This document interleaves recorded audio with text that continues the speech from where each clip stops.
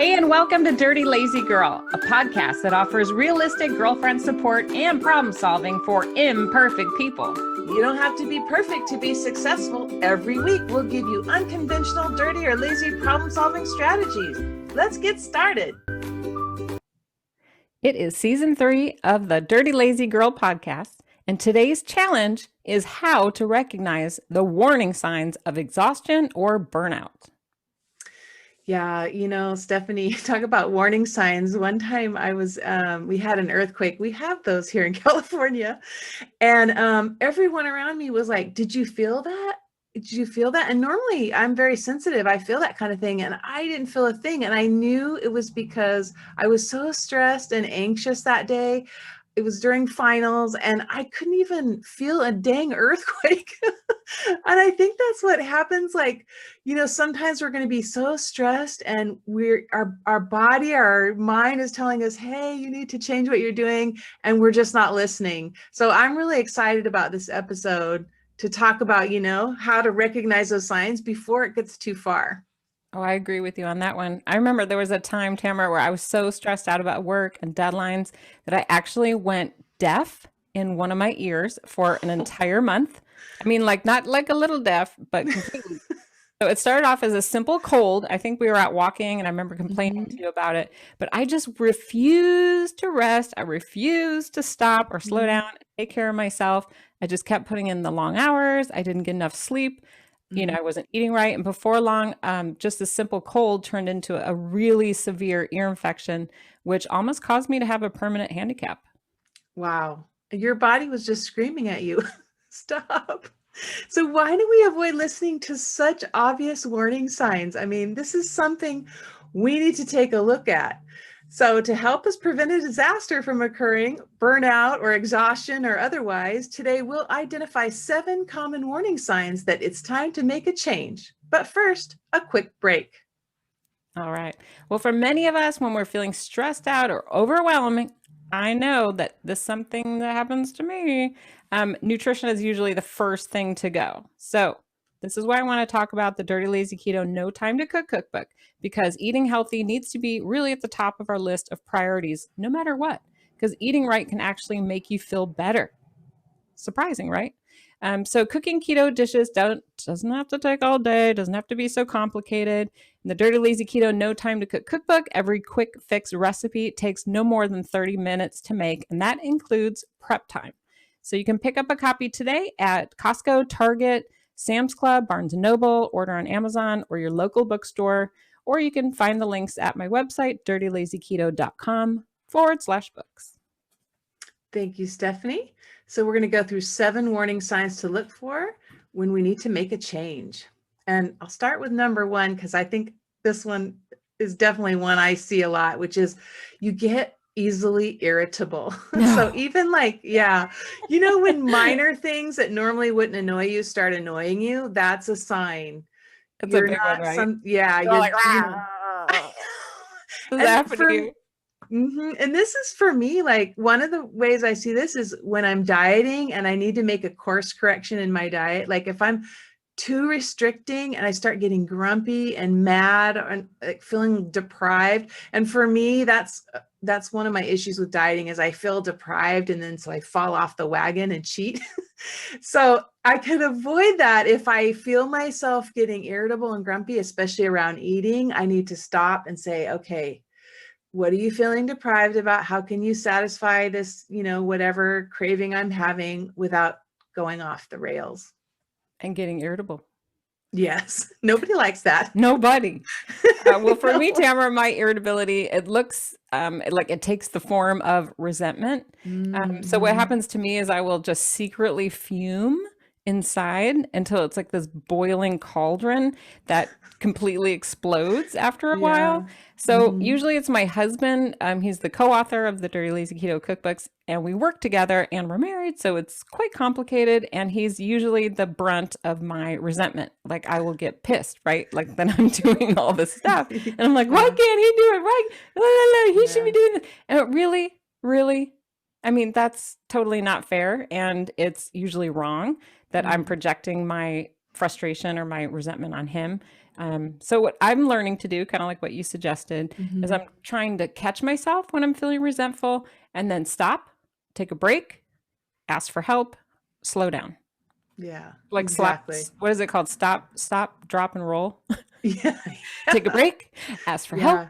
and then slow down. Yeah. That's what I'm I know, doing. 'cause I have to tell myself, like, the frustration is like, it's real. I have real anger and it, it's a real thing and it is real. But what I forget is that sometimes it's just, um, I'm over responding. Like I'm overly irritable. So maybe there was a grain of truth in it, but I'm overreacting. So yeah, I have to say, okay, Tamara, is this as bad as you think it is? Or are you just overreacting because you're stressed? Well, it's definitely a sign of burnout, right? And that's what we're Yeah, trying to for identify so sure. that way we don't explode and then have a Right. crisis. Yeah. Right. Well, what's number two? Number two, we want to talk about when maybe you start losing your passion or your motivation for things. Yeah. That can be a symptom of, approaching burnout or exhaustion. You might Hmm. wake up feeling apathetic or just not energetic. You might not feel, just ready for the day. Something's Hmm. off. Does that ever Hmm. happen to you? Yeah, I experience this a lot with exercise.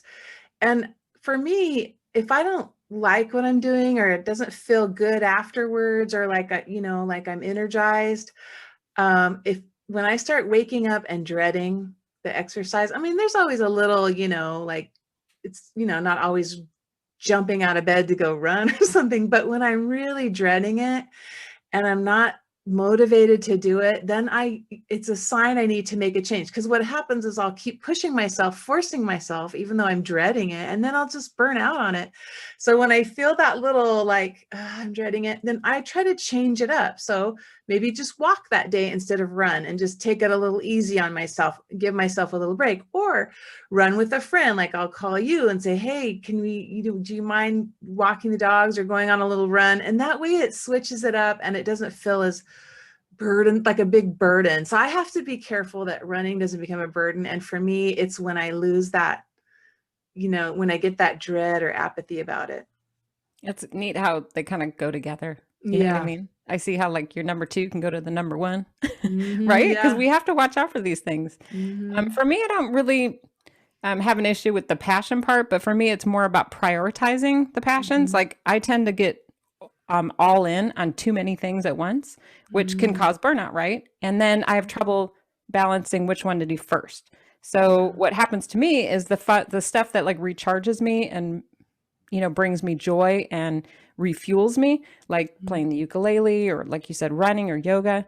I tend to push those to the bottom because I'm like, oh, those are fun. Like I'll Yeah. do those last. But even though I Yeah. know they're important and I love them, I start working on the website. Like that doesn't make sense. You know what I mean? Like, oh, this is work. I have to do that first.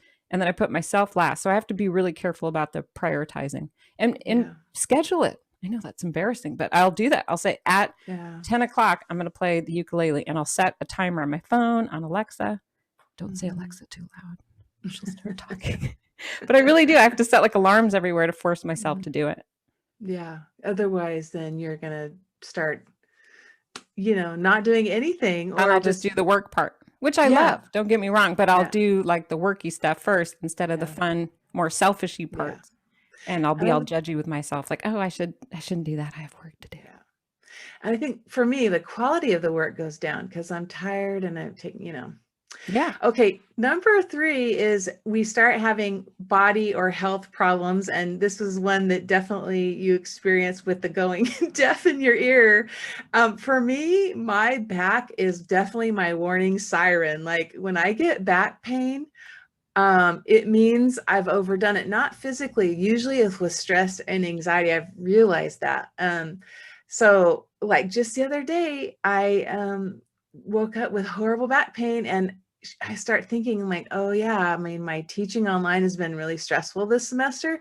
And pretty soon my back starts screaming. And so what I did was then I started, taking more breaks, standing up, walking around, maybe getting out my yoga again, because I had stopped doing yoga. So yeah, my back is totally my little It's warning like it sign. carries the burden, like physically for Yeah, your emotional or yeah, psychological burden.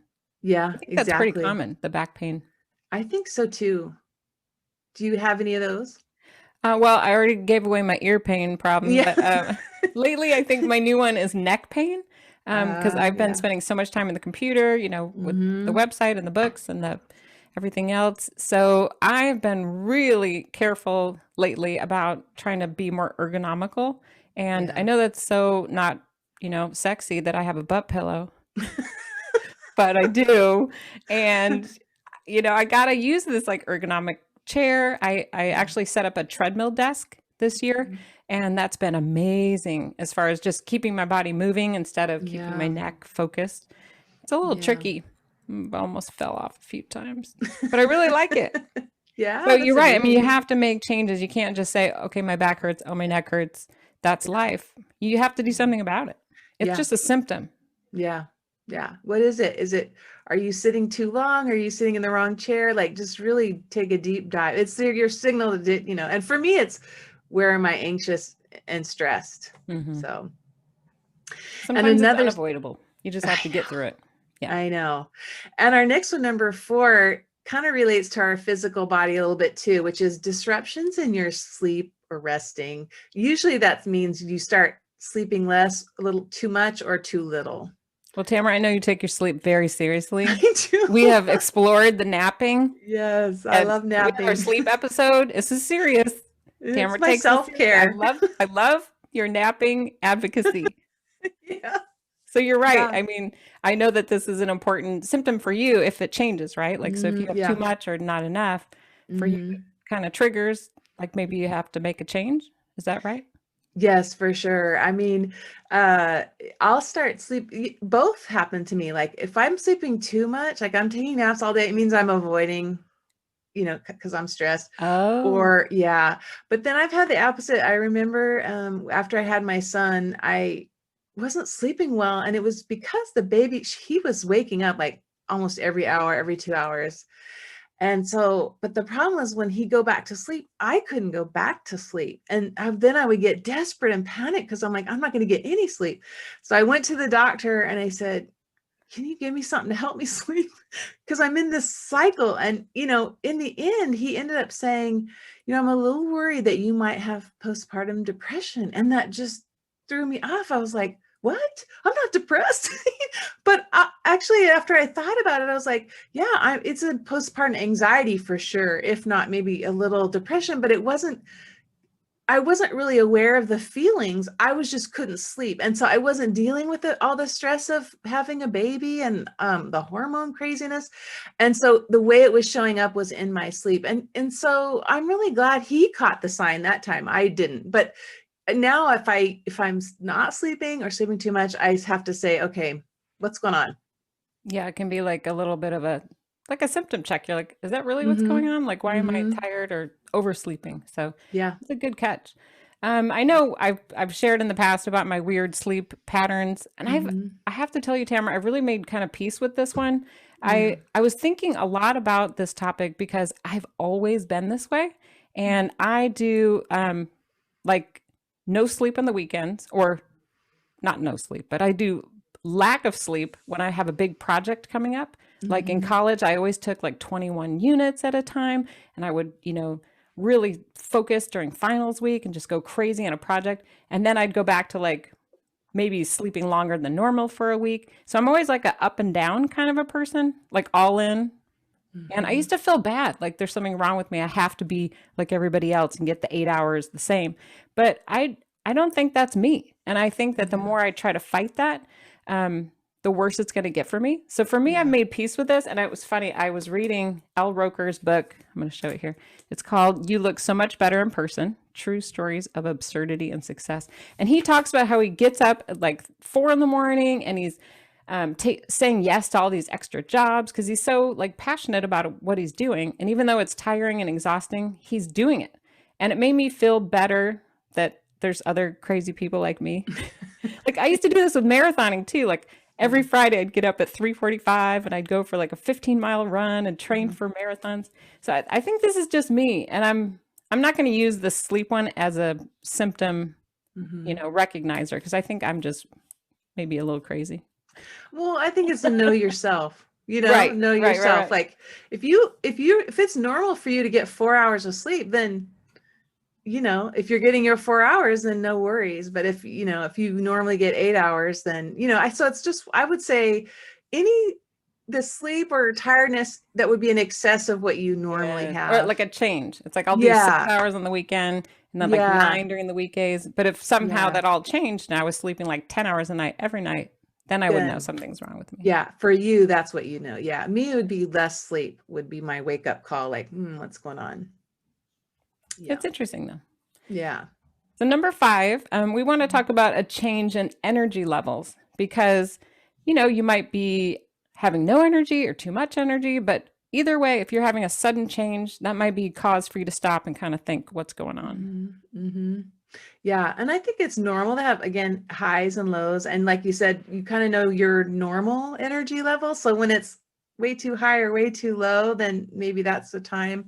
I know for me, it's low energy, more normal than my normal. So like if I'm doing a lot of things, like, and I'm too many things, I'll start feeling tired and low energy and just dragging. And so that's for me the signal that my cup is running low and I need more self-care. So I need to just let the house be dirty for a little bit and take a nap or get a massage or something. But yeah, low energy is the signal for me. It's funny how you and I were just opposite in so many areas. Yeah. I think this is why we're good friends, is Yeah. because Yin and yang. we're the yin and the yang. And so for Yeah. me, Tamara, I get kind of the crazy opposite with energy where I get Mhm. super keyed up and I have a lot Mhm. of trouble unwinding or slowing down. You know what I mean? Yeah. Like I will just start becoming a little bit over prepared for things and just Mhm. spinning and thinking about things a little bit too much. Like, Mhm. for example, I've talked about this in the past too. Like before I go to bed for like probably 2 years, I was just on my phone and I was managing the Facebook group and responding to emails and blah, blah, blah, blah. So it probably has to do with the sleeping. They could be Yeah. good. So lately Yeah. I've been trying to really wind down a little bit at night. And instead of doing that, I was trying to pick up reading again, which I had not done, Tamara, Mhm. in like a long time. Like I used to read at Yeah. night, but I stopped. So Yeah. I have been trying to work on that this year. I think this is an area I could improve on. I just shared Al Roker's book, but I wanted to share another book. Look at me, I'm reading again. Oh, yeah. I'm like gold star to me. This is Matthew McConaughey's Green Lights. Oh my gosh, Oh, is it love good? him. It is so good, Tamara. He Oh, okay. reminds me of my crazy behavior sometimes. He's so eccentric and over the top. I just Yeah. love him. But there's this part, and I'm not going to do a spoiler alert, a spoiler or Okay. anything, but there's a part in the book, it's on page 217 if you have it, where he talks about where he took a complete break from like doing rom-com roles, which he was Mhm. getting paid a lot of money. He was, Yeah. successful and like this famous actor. And then he just stopped and he like took this complete hiatus from acting to think about what he really wanted to do. Yeah. And he had to force himself to stop, which I liked because that had to do Yeah. with this topic about unwinding and just Yeah. stopping and thinking, what do I really want? Yeah. And then he came back and he decided he would only take roles that were like meaningful. And, obviously he had the opportunity, but he has this quote. He says, I am good at what I love, but I don't love all that I'm good at. Huh. And I love that because then he decided, to Yeah. do like Dallas Buyers Yeah. Club and some of the Yeah. more substantial roles. Yeah. And that's a brave thing to do. Just turn Very brave. down money and roles and you worry about your career. So that's really brave. But then he became best actor, right? Yeah. No. He figured out what he really wanted, but he took a big risk and like said no to Yeah. everything and like hid out in Yeah. the desert. He was kind of a nut job, but God bless him. I love Yeah. him. He's so It's very fun. self-honoring though. That's good. Yeah, it was good Yeah. advice and Yeah. applicable to what we're talking about too. Yeah, for sure. I'm have to read that. Can I borrow it? Yes, you may. Okay, when you're done. Okay, number 6 is we start compulsive or negative behaviors, and that could be drinking, start maybe a little bit too much alcohol or smoking or biting your nails or, even some compulsive things that you've dealt with. Mine for sure is overeating. I'm stressed and I just feel ravishingly hungry. And I've now learned to see that as a signal that's something's wrong with my stress levels. And this is something during COVID that has been a huge struggle. Like, and it's totally related to just feeling out of control, like I'm not really in control of my work, which has totally changed. And, at one point we didn't have access to food or toilet paper, like everybody was grabbing stuff off the shelf. So those kinds of things, when I'm feeling that stress, I'll catch myself just stuffing things in, mindless eating. Yeah. So my big signal. Well, you're not alone in that one, sister. Yeah. I'm the overeating champion. So I think that's part of what my journey has been all about with Dirty Lazy Keto, is trying to get, to figure that out. And I was looking back, and I know I'm like the book lady today, but in the Dirty Lazy Keto Get Started Losing Weight on page 260. And I talk about this ad nauseum. I talk about, because I didn't used to know what I was feeling. I think that was a big issue for me, is the overeating kind of masked all my overwhelming symptoms or emotional issues. I just would eat to get through everything. But in this chapter at page 260, I talk about some of the ways I start noticing physically that my stress is getting out of control, like clouded thinking, diarrhea, headache, heart racing, illness, insomnia, obsessive thoughts, psoriasis. I get that a lot, and tiredness. But what's fun about this chapter, if you have the book, is I talk about Tamra. Oh. I talk about Tamra on page 260. No. Can I read a sentence? Yeah, sure. Okay. So I say, deal with it. My wise friend Tamra, that's you, Dirty Lazy Girl podcast co-host, she's always willing to do the hard work when it comes to addressing her feelings. I really respect her attempts to go deeper, to address what's really going on. She doesn't just reach for a Dirty Lazy Keto snack like I usually do, which is always my first instinct. We like to brainstorm other ways to deal with our feelings and then report back to each other about whether they were effective or not. Oh, well, thank you. That's a nice compliment. Although I talk a big game, I don't always practice what I preach, but talking is a first start, right? It is. It kind of just gets it out there. Yeah. Just acknowledging it. I've done a lot, I think, since we've been doing this podcast. That's why I love it, because we have to verbally acknowledge our issues. Yeah. If you don't talk about them, it's never gonna get the light. I mean, it's really like the truth. You have to just shed light on the truth, even the embarrassing parts that feel shameful or that you feel really alone about, because once you just even talk about it and acknowledge it, especially in a public setting like what we're doing, it just releases the control it has over you. It does. And with this, what we're talking about today, you even before that, you have to even acknowledge that it's there, right? And label what it is, which you'd think that would be easy, but no, it's not. It's not. It's called the river of denial. Yeah. Like my overeating, I haven't identified as stress and anxiety until I'm in, midlife. So you're not alone. Well, we have one last signal. I almost forgot what it was. You almost forgot. Are you having memory lapses, which is our last one? Yeah. So being forgetful, or, foggy headed. And definitely this is one for me. And this is when I'm take on too much and I'm overwhelmed. It's like part of my brain says, okay, you're going to overload your brain. I'm going to shut down the other half of your brain. So, I mean, I can't tell you how many times I forget my car keys. I forget, a couple times, maybe once, twice, I forgot to pick up my kids at school because they have so many different times that we have to pick them up. It's totally embarrassing. And it can be a symptom of stress, right? I mean, it's a symptom. Oh, it is. Can be burnout. For sure. For me, sorry. Oh, I was gonna say, for me, it's a particular kind of stress, which is overwhelmed with too much on my plate. Too much on the plate. Yeah. Well, I don't want you to be under the bus alone, Tamara, because I think our listeners might enjoy a funny little story about when our children were little. I think they were in kindergarten and second grade or something like that. Yeah. And Tamara and I, when we first became friends, we met in the office at the secretary's desk next to the principal with all of our children sitting there waiting to be picked up because they had been forgotten, not just by Tamara, but by me as well. And the children were so sad. I mean, I had forgotten that until you reminded me of that. Oh, my And kids remind me of it all the time. I Remember know. when you and Tamara forgot to pick us up at school? I was like, well, Stephanie forgot her kids too. Right, so did So Tamara. I think we did it maybe more than once, but I let's know just admit the first.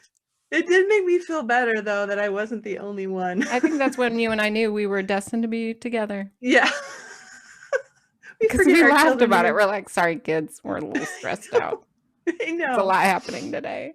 I know. But I'm curious what warning signs our listeners identify that's telling you that everything is not exactly okay. So you can email us at stephanie@dirtylazyketo.com or through Facebook or Instagram at Dirty Lazy Keto. If your comment is read on air during season 3, contact Stephanie to receive a prize. Now, before we get to our final hacks, let's stop and take one quick break. Well, listeners, if you're having trouble starting or restarting a ketogenic diet, I recommend that you start with this is the Complete Girlfriend's Guidebook. It's the Dirty Lazy Keto Get Started Losing Weight While Breaking the Rules. It is available in paperback, ebook, and also audiobook, which I know our podcast listeners might enjoy listening to. And just to draw out chapter 6, I read a little bit from that, but chapter 6 really, really gets into the emotional reasons why I think I ate my feelings and kind of what I did to help manage them and get through that process. So if you do get the book, really take a look at chapter 6 if today's topic was interesting to you. So as an added bonus, right now through the end of March, if you order this book in any form, my publisher will send you a free Dirty Lazy Keto fridge magnet, and the links to redeem that with your receipt details are on my website, dirtylazyketo.com/books. So enjoy that. Freebies. Yeah, thank you, Stephanie.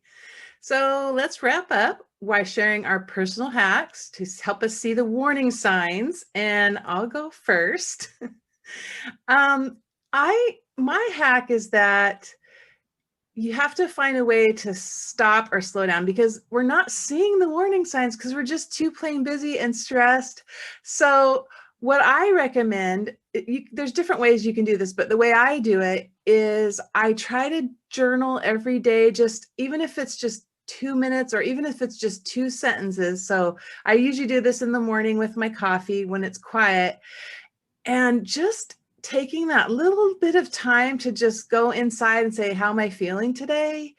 Is my back hurting? Am I tired? Are any of those signs there? And then oftentimes that clues me into the warning signs and makes me recognize them. But if you're too busy running, you're never going to recognize the warning signs. So find a way to take a minute to just reflect. And for me, that's journaling. That's a great hack. I know that works Yeah. for a lot of people, the bullet journaling especially. Yes. So my hack for recognizing imminent warning signs is very hokey pokey and very unlike Stephanie. So I hope you're seated down, listeners, because you will be shocked. So this is what I do, and you'll laugh, but I call this like patterned rhythmic movement. And I know that sounds crazy, but when I get into a rhythmic flow of doing something, like I mentioned, playing the ukulele, running, speed walking, even Tai Chi, I've been doing more and more of.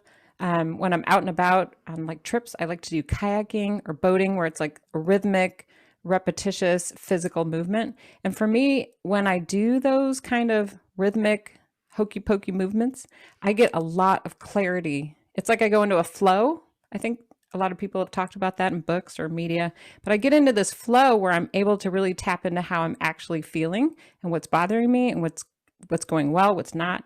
And it's just freaky how effective this is for me. So I'd be curious what our listeners think. Yeah, that just reminded me, I was in a yoga class, and all this emotion came up. I just started like tears started coming out. I was so embarrassed. I'm like, oh, stop. And then Happens all the time. The friend was in there. She said, oh, she said that happens all the time All the because time. you become aware of your internal state. And I was like, oh, okay. I know it'll happen with running. Yeah, Yeah. it's freaky. I mean, it's just one of the most effective things that I've discovered in my journey for me, outside of, writing, and there's so many different things you can do, but even like knitting, anything that's a repetitious movement where your mind gets a chance to kind of relax and just talk to you almost. I told you it was woo-woo. I know. I love it though. Very woo-woo for Stephanie. Go Stephanie. Yeah, I'm trying. Well, our bigger message today is that most of us probably wait too long before we address things that are going on inside, whether that be stress or anxiety or just burnout. So what happens is we let it go too long, and then our body starts to tell us through aches and pains or forgetfulness or low energy or any of those other things that we talked about. So if you can just take a small amount of time to pay attention to the warning signs, and whether that be through rhythmic exercise or knitting or going into nature or even just writing in a journal, take this small amount of time and you will become a better you. That's the truth. So if you're enjoying the Dirty Lazy Girl podcast, we would love your help by showing your support. Leave a honest review on Apple Podcasts. Or if you're listening today on YouTube, please give the episode a thumbs up, leave a comment, and also subscribe to the Dirty Lazy Keto channel. That way you'll get notifications each week when we drop a new episode. And I do want to share a lovely review on Apple Podcasts. This is by Norton 500T, and she or he wrote, "I feel not alone. I really enjoyed your book and I'm enjoying your podcast. I take something from everyone I've watched or listened to. I can relate so much to the many issues you wrote and talk about. I can't remember how many times I've said, wow, that's me. I feel like you guys are talking directly to me. So nice to know you both." Oh, Love it. awesome. See you next week. Thanks for joining us for another episode of the Dirty Lazy Girl podcast. Be sure to like, comment, and subscribe. Turn on your notifications so you'll never miss a video, and we'll see you next week.